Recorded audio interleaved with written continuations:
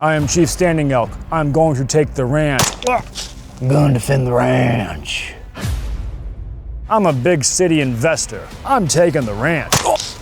Not my ranch. I think another big city investor. I'm taking the ranch. Welcome to the ranch. I'm not gonna lie, I don't remember how Yellowstone goes. I think I stopped watching after a bit. It's just all this ranch defense. Off the top of my head, I can't think of a gun that got as clowned on as it did as the MCX Regulator when it was announced. SIG USA brought this thing to market, calling it a ranch rifle for all them ranchers. Mainly, I think it's just like a nice bone to throw to our boys in the band states to have something kind of cool is what they're probably going for. First rounds with the SIG ranch rifle, the Regulator. Now the vibe I got going into this is that I had this feeling that these didn't sell that well. Obviously, if you look at the thing and you live in a free state and can get whatever you want, you're like, why would I buy that? Maybe I can cannibalize the upper for something else, but for the most part, what business do I want with that thing? And I was talking to the guy that works at SIG and he was like, no, these actually sold. And of course I had my perception, even when I tried to acquire one from my local gun store, they were like, no, we don't, of course, no, we don't have that, dude. Go elsewhere. Why can't I talk?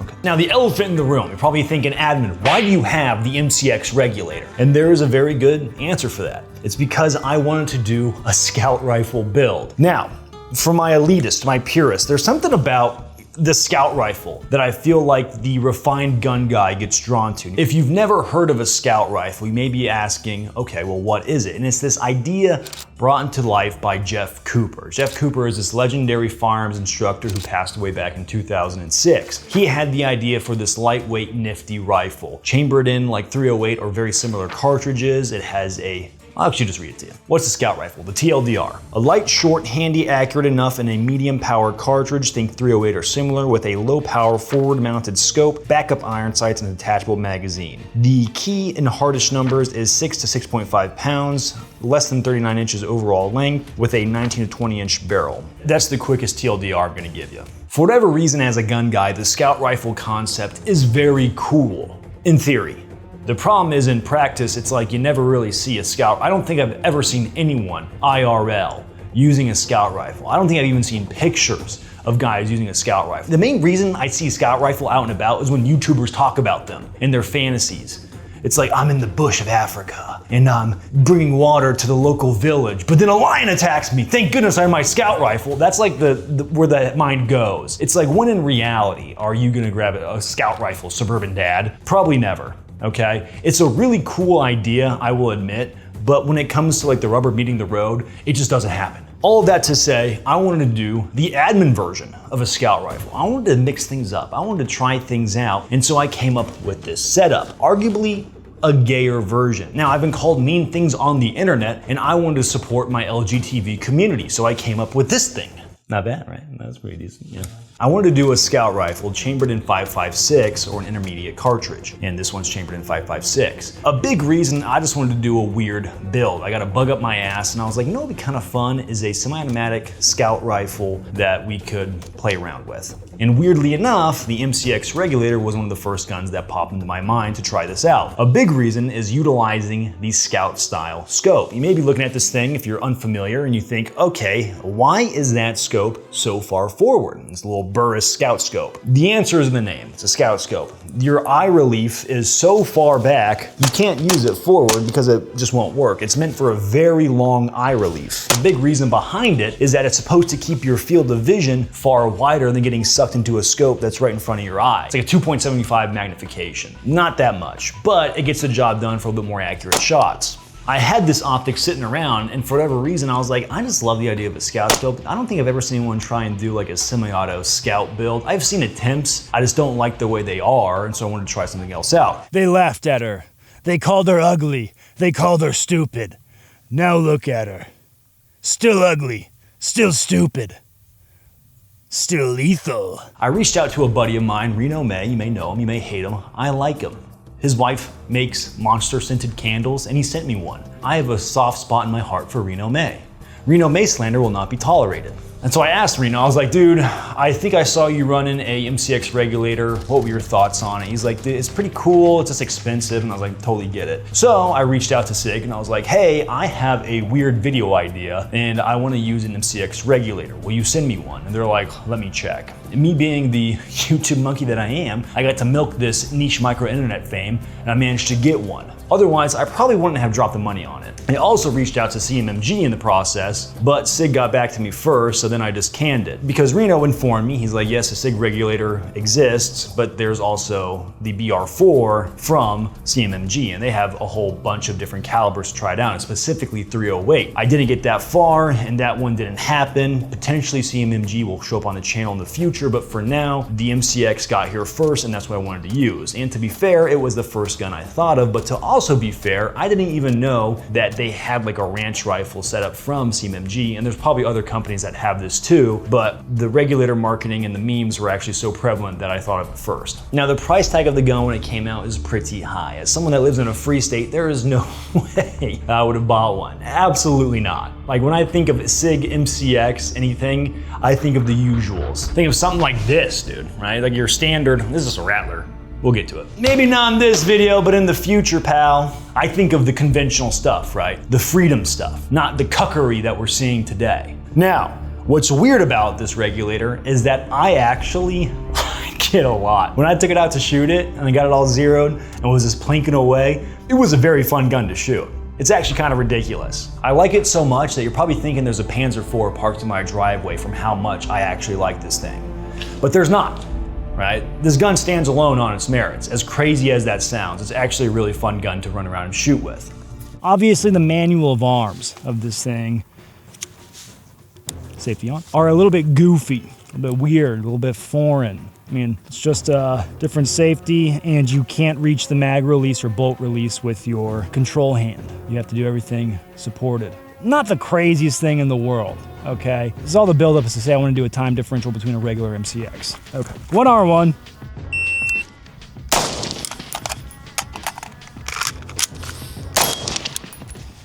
.484, fastest time. Let's compare that to a regular MCX.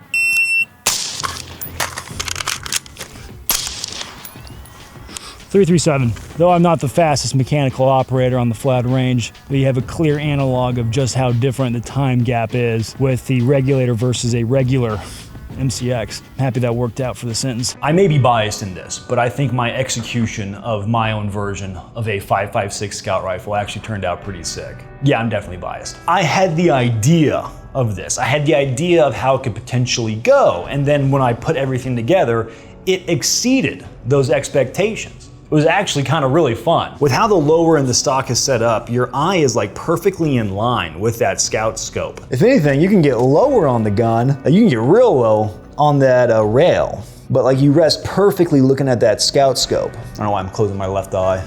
The whole reason is you keep it open. Bing, bing, bing, bing, bing, bing. Dude, we were giving this gun so much trash, but I'm unironically having a lot of fun with it.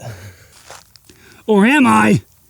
Now, I do understand the visceral reaction that the gun community had to this thing. It seems like it's a step backwards, a step in the wrong direction. I totally understand, I totally get that. I had the same reaction. I remember seeing this thing and thought, that's ugly, I don't like it, moving on, and I never thought about it again until the idea popped in my head. Weird how that works. Now, when I was looking at all the marketing, all the pictures on websites of this thing, the idea is that it's like a ranch rifle. You're out there on your ranch. You're policing the predators that are attacking your livestock. They had their big SIG LPVO on the thing on the back towards here, and it just looked goofy, like it just looked weird. And I didn't really dig it that much, of course. But then when I put my stuff on it, with my preferential flavors, I like it way more. Sue me. Like when I was looking at the marketing photos of it, they have all their LPVO, the SIG optics set up on the back because they're of course gonna have their own optics on there. And it just kind of looks goofy, it looks a little unbalanced. But weirdly enough, when you move that scout scope forward, say you even throw a Surefire light on there, I feel like it all kind of comes together. You almost get like a sci-fi-esque Firefly space blaster because it's all cowboys in space with that show. That's kind of what it reminds me of. And I love stuff like that. I love the weirdness to it. This is one of those guns, like a historical perspective, perspective. If you could go back in time and give a USGI this thing with 5.56 and normal mags, they would probably be stoked out of their mind to have something like this compared to like say an M1 carbine or an M1 Garand. Both great guns for the time, but like when you compare things in historical lens and it's like this is all you could take them, they'd be like, holy shit, this thing is awesome. It's like, dude, just wait, these things get way cooler too. It's not the coolest gun ever, but for how clowned on it was to ratio of fun I'm having, there is a large disparity in the calculations. Hey man, I'll trade you your Thompson for this. No? To be fair, I'd keep my Thompson too. Also, to be fair, I'd probably keep my M1 Garand over this too. It's neither here nor there. I love my M1 Garand. But I'm saying like as a historical analog example, it's not like 100% amazing of an example, but it was one thing I was thinking about like with firearms is if you wind back the clock, some things that we take for granted now would have been absolutely gangbusters like 50 to 80 years ago. So that's a fun little thing to think about. What I'm trying to say is that it puts things in perspective. Now, when I was shooting this thing, there were a few things I had noticed. One, with this big old chunky break on the end, the recoil is like non-existent. It's like zero recoil. You can just tap, tap, tap, tap, tap. It feels like you're shooting a 22. I mean, it's a 223, so you're shooting the 22 is what it feels like. The trigger pull is suboptimal. I am not impressed by the trigger whatsoever. For what it is and how much money you're spending, I wish they could have dialed it in a lot better. I wish it was much lighter and much crispier. Like the pull and the follow-up shots are just not as fast as you could potentially get them, is what it is. Now the lower, of course, looks kind of goofy, but they made use of that space with the Arca rail right here so you can attach it to the tripod, which we did. It was kind of fun. And then outside of that, it's just an MCX upper with a 16-inch barrel. Nothing too crazy. Now, one thing I wanted to do, but time will not permit it, was I wanted to SBR the regulator so I could try it out with the different uppers of the MCX. Can't do that legally at the moment. There was a government shutdown at the time of filming. I think they're back in, but because I wanted to film with this thing so quickly, I wasn't able to get the stamping filed. I thought it'd been really mad funny. I also don't want to record my crimes in 4K in case there's an ATF agent always watching my videos. I'm assuming his name is Greg. Sup, Greg? But anyway, I thought it'd been mad funny. I think that'd be a really interesting option is like when you do form one, the lower on the regulator, and then having the MCX upper to throw it on, like a short one, just having a really fun, goofy MCX build.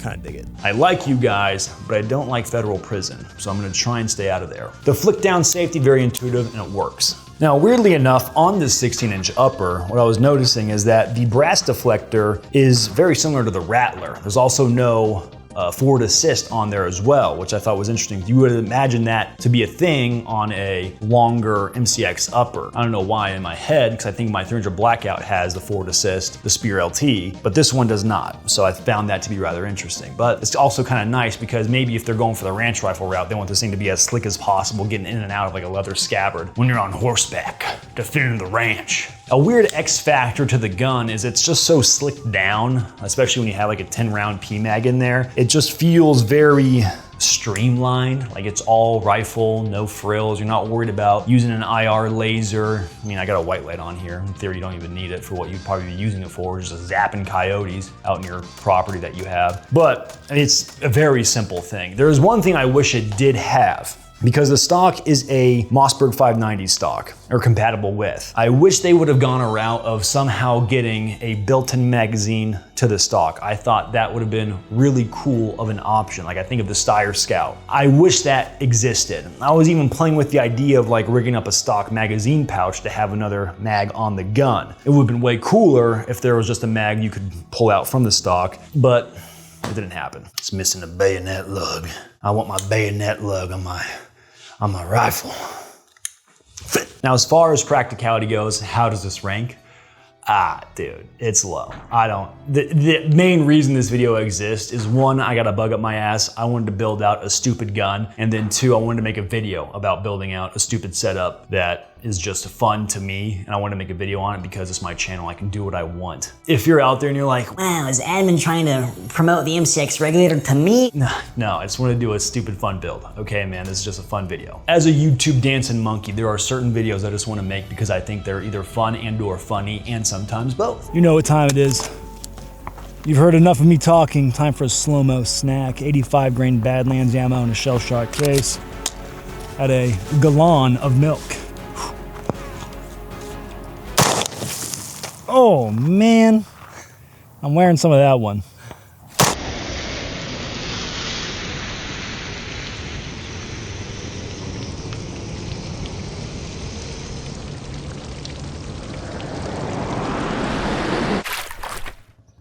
I feel like that 85 grain was just nasty. That was fun. Like we did the Carcano Scout Rifle. I was even playing with an infield jungle rifle, trying to do like a Battlefield 5 Scout Rifle build. I like to do dumb stuff like this and report back to you guys. I think it's a fun time. It's what makes YouTubing a good time, okay? I'm actually mad about how much fun I had with this. I was expecting something else and completely, this thing subverted my expectations. I will give it that. For what it is, it's just actually kind of fun.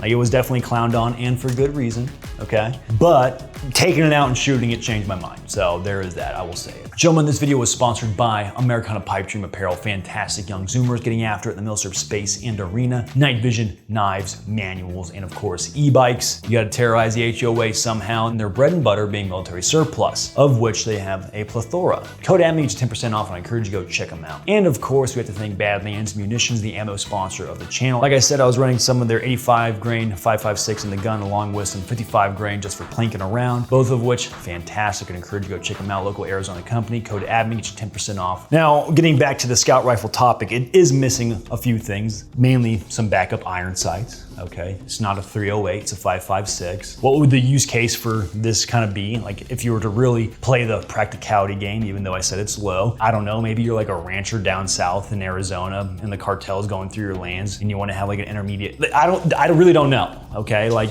you'd probably come up with something. I'm really trying to rack my brain if there is really any practicality behind this. Because Jeff Cooper himself, like I think he mentioned that if there are a semi-automatic version of the Scout Rifle, it should be considered, but you know, it's supposed to be like a 308 or similar cartridge. This being a 5.56 is much smaller than what he would recommend. Price-wise, if you're looking to do something fun and dumb like this, probably a lot more affordable guns, okay? So definitely keep that in mind. I think builds like these are always fun to try out and run around and have a good time with. You know, they make for good internet, clickable guns, but for the most part, it's just a silly goof and a gaff, at least to me. Now, if you are someone that lives in a banned state, this thing could probably be like your savior, right? They were saying it's California legal. I was curious if it was with the break on there, but if it is, then great. If you're in one of those banned states, then dude, maybe you go buck wild for something like this. Yeah, it's expensive. I mean, personally, if I was in a banned state, I'm probably running an M1 Garand with black tip 30-06 and a bayonet by my bed. And I'm defending my overpriced home in California, okay? Maybe it's appropriately priced if it's on like the Malibu beachfront. But besides that, Gavin Newsom, okay.